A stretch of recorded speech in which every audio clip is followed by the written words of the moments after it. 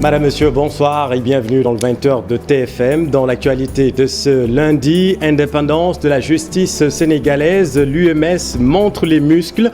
Les magistrats rendent les décisions de justice en toute indépendance, déclare le président de l'UMS en conférence de presse. Les nouveaux maires de Yewwi Askan Wi s'écartent de l'AMS. Les leaders de la coalition annoncent la création d'une nouvelle association des maires.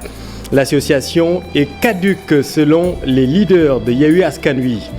Dans l'actualité politique, 7 mouvements citoyens rejettent le parrainage. Ils émettent des réserves sur la crédibilité des scrutins si l'État n'engage pas d'ores et déjà les réformes nécessaires. Opération de sécurisation en Casamance, l'armée met la main sur une base du MFDC. Ces opérations en cours ont causé la fuite de plusieurs populations. On vous explique tout dans cette édition. Et puis en sport, balle au centre, les acteurs du foot luttent ensemble contre les violences dans les stades. La Ligue professionnelle, la Commission centrale des arbitres et les joueurs ont débattu des nouvelles règles du jeu. Voilà pour le sommaire, tout de suite le développement.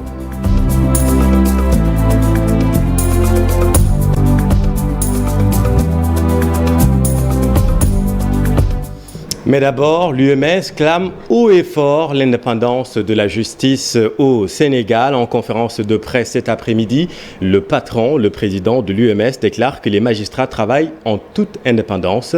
Voici Ousmane Chimère Diouf avec Maïmouna Ndiaye. S'il est vrai que la justice est le secteur le plus critiqué dans le monde entier de par la nature des décisions qu'elle rend, cela doit cependant se faire dans le strict respect des principes républicains. Il ne peut être permis à un justiciable, quel que soit son rang, de se hisser au-dessus des lois en s'arrogeant le droit de vouer aux gémonies le respect dû à la justice. Les magistrats tiennent à rappeler qu'ils ne rendent pas leurs décisions pour faire plaisir à qui que ce soit et doivent tout juste se soucier du respect de la loi. Oui, notre mission consiste à aller chercher la vérité sur la base des éléments versés dans des dossiers. À ce titre, et il est bon de le rappeler, nous sommes disposés à recevoir toute demande tendant à la manifestation de la vérité.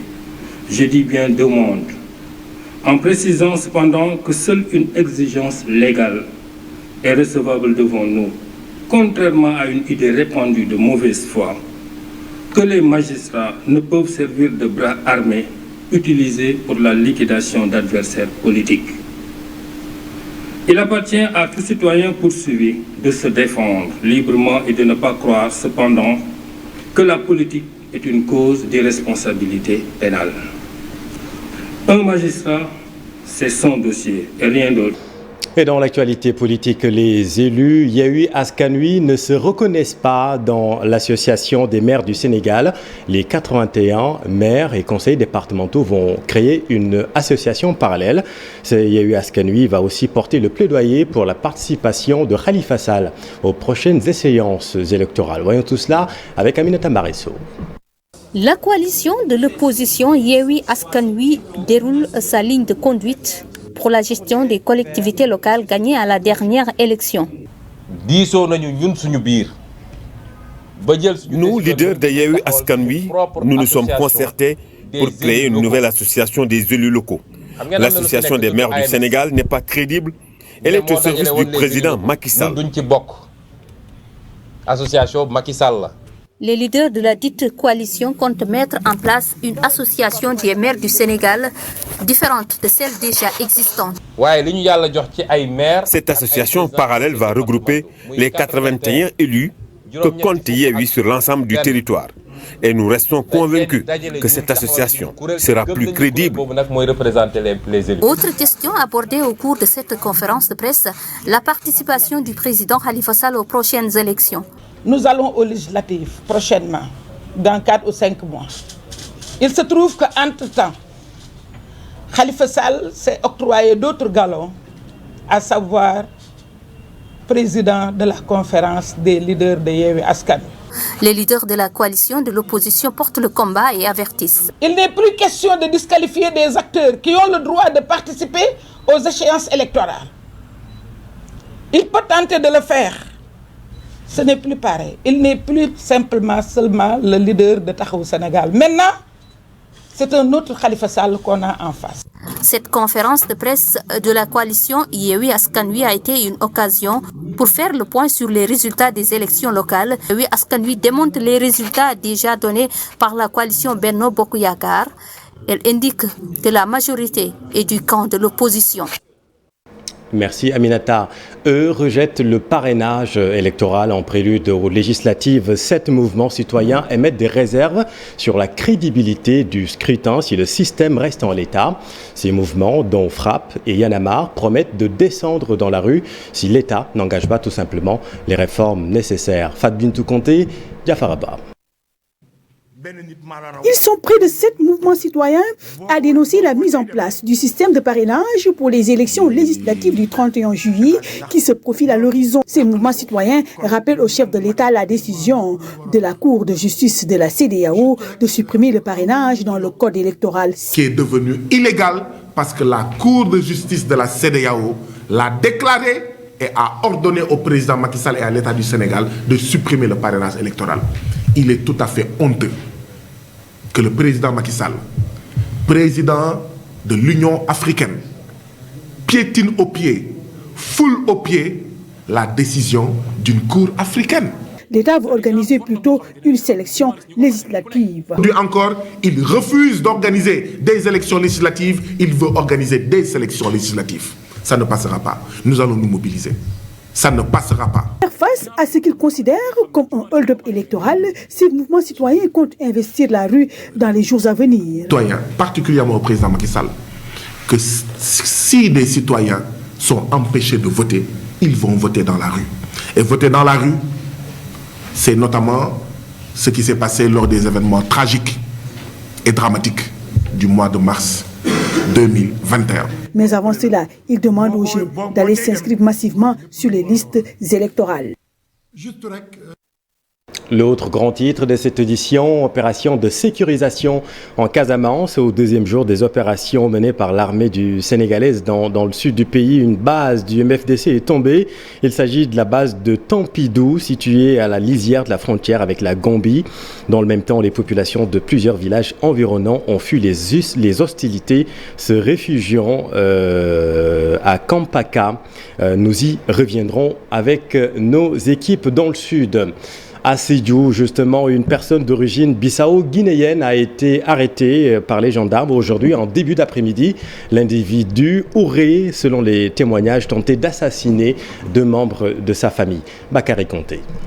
Un émigré du nom de Jacques-Jean Mendy a tenté de tuer 2 personnes à l'auberge royale Le Fromager de Goudomp.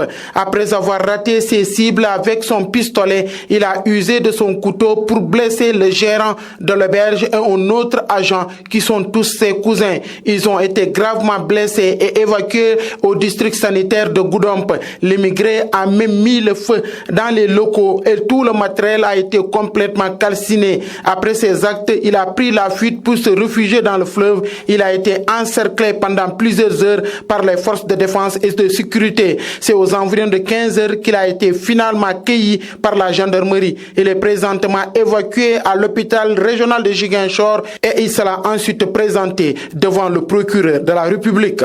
Ouais, Bakary à Sédhiou, justement, le maire de Dioudourbou a eu enfin accès à son bureau. Vous le savez, le maire sortant, Ibrahima Djité de l'APR, avait refusé la passation de pouvoir. Le candidat de la majorité a déclaré attendre que la justice se prononce sur le recours introduit.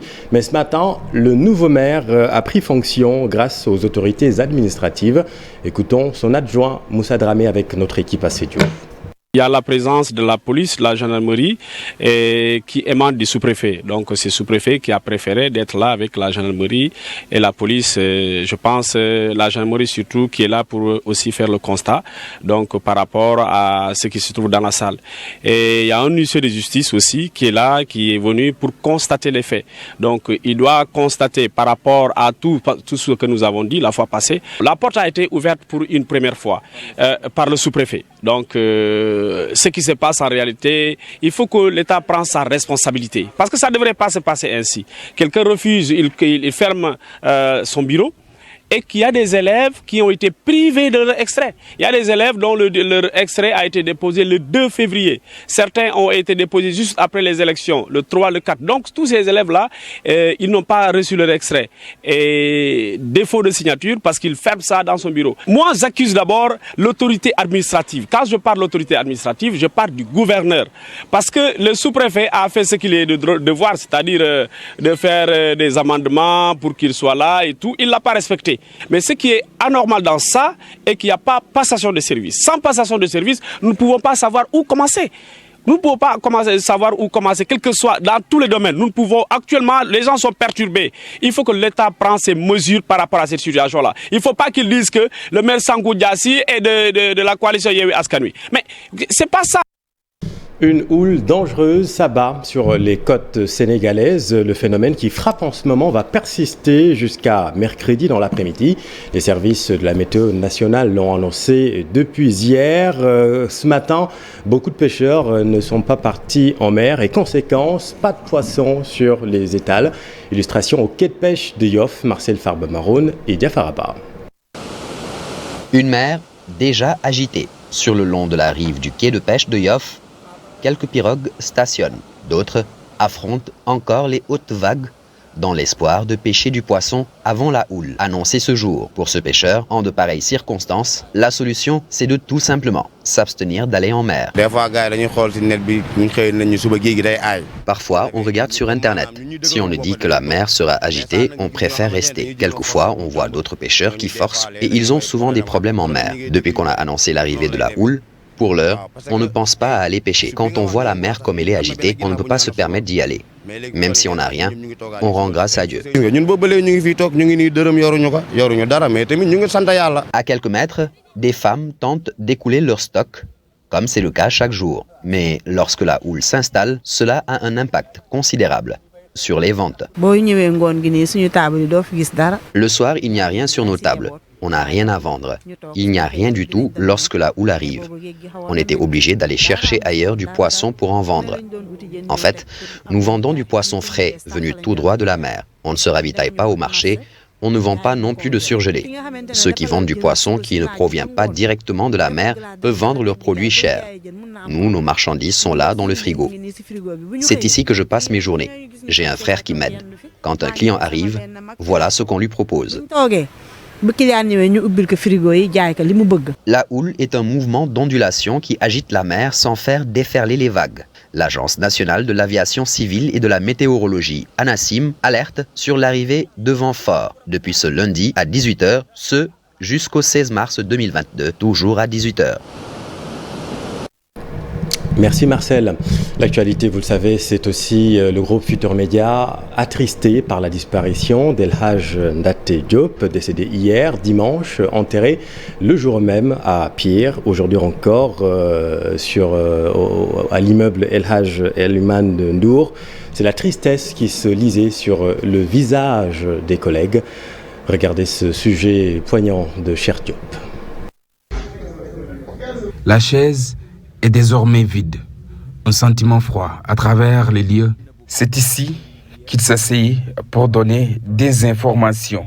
Une journée noire à la rédaction de la RFM, El Hadj Ndaté Diop s'en est allé. Des cœurs meurtris. Les témoignages sont unanimes. Ndaté, un professionnel, un homme affable. Le président de l'association de la presse culturelle du Sénégal a consacré toute sa vie à donner des infos et du plaire. Le journalisme, sa passion première. Le fervent disciple de Serigne Abdoul Aziz Sy Malick Dabakh, le père de Dabakh, est parti à jamais, laissant derrière lui une chaise vide et une presse orpheline. Repose en paix. El Hadj Ndaté va en paix avec le sentiment du devoir accompli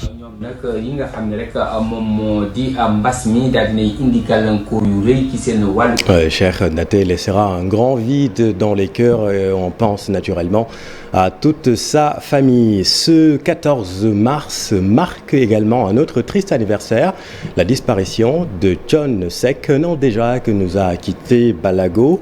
Pour perpétuer son œuvre, le chef d'orchestre du Ramadan lui a rendu hommage d'une façon un peu originale. Regardez cette séance d'écoute Thioro Mardiaye.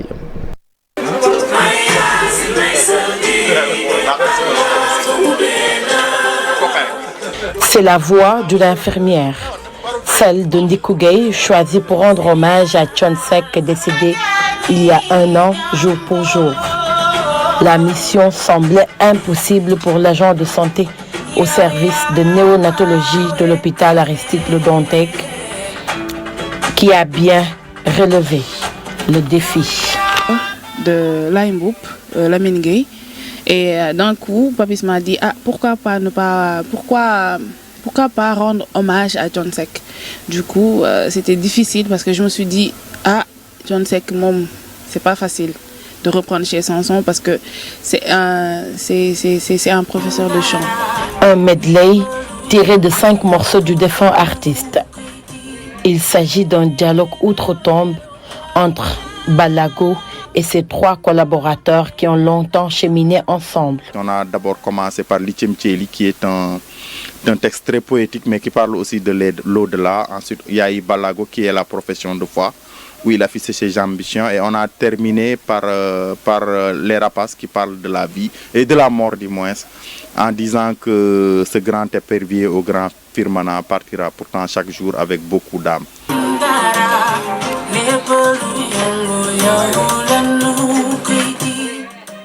Après 20 ans de compagnonnage, pour Papis Ndiaye, chef d'orchestre du Ramadan, il est important de perpétuer le travail de Thione Balago Seck. Dit-il, le choix de Ndikou Gueye n'est pas fortuit. Pour sa première année sous terre, j'ai tenu à vraiment travailler quelque chose qui peut aider à perpétuer son œuvre. J'ose pas l'appeler un hommage à Thione, moi je dis c'est le début d'un grand chantier. Ndikou, qui est une jeune qui débute en musique, très talentueuse du reste, j'ai voulu vraiment éviter de mettre en avant les artistes déjà connus. La séance d'écoute de Hommage à Balago s'est tenue en présence de la famille de l'interprète Ndikou Gueye et de membres du Ramadan. Il y avait de l'émotion au studio Bleu où continue de planer l'ombre de Thione Seck.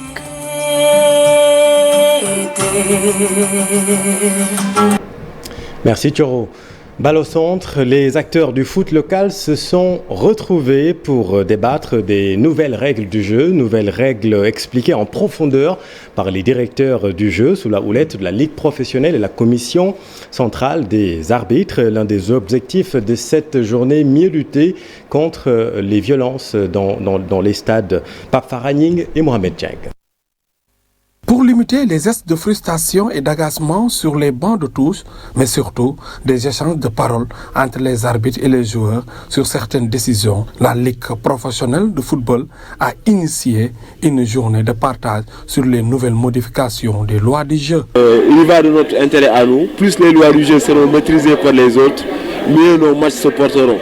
Parce qu'on constate que la plupart du temps, il y a beaucoup de condensation, parfois même de la violence, et qui est dû simplement à la méconnaissance des lois du jeu. On va quand même faire la synthèse des modifications récentes, donc de 2019 à 2021.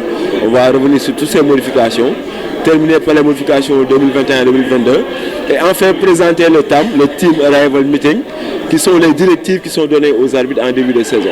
Donc en général, quand les autres acteurs connaissent ces directives-là, il y a moins de problèmes. Ce partage entre les acteurs du football peut éradiquer les violences dans les stades. Parce que souvent on est confronté à des problèmes d'interprétation des lois du jeu, et nous avons vu que les lois du jeu évoluent vite dans le temps.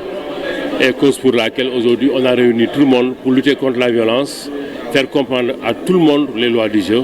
Et nous avons, il a eu quand même l'intelligence d'amener aujourd'hui la CCA, la Commission centrale des arbitres, de discuter avec les acteurs du football, d'échanger pour faire comprendre à tout le monde quelles sont les lois du jeu et quelle est l'évolution des lois du jeu. Cette mise à niveau va permettre aux joueurs et entraîneurs de maîtriser les nouvelles lois. Très bonne chose, il faut tout le temps se mettre à niveau, d'autant plus que le football ça va très vite. Même les entraîneurs et membres du staff d'une équipe peuvent ignorer des lois et des règles qui sont nouvellement installées dans le football. Ouais, c'est important pour xam règlement yi bees yi xam ni comporte ak arbitre yi xam nga des fois arbitre yi ñun joueurs yi ñoo leen gën a sonal parce que dañuy tirer ñun duñ comprendre dañuy ñëw rek commencer casse puis ça nous permettra ñu xam règlement yu bees yi ak ñun ak arbitre yi daal gën a kii quoi suñu ànd gën a neex. Les acteurs qui gravitent autour du football ont beaucoup échangé sur les modifications des lois du jeu et au sortir de cette journée, ces derniers seront mieux outillés pour éviter certaines réactions. Et sur le terrain, c'est Génération Foot qui occupe la première place de ce championnat très indécis du reste où le leader change pratiquement à chaque saison. Voyons tout cela à chaque journée, voyons tout cela avec Cher Sadibou Diarra.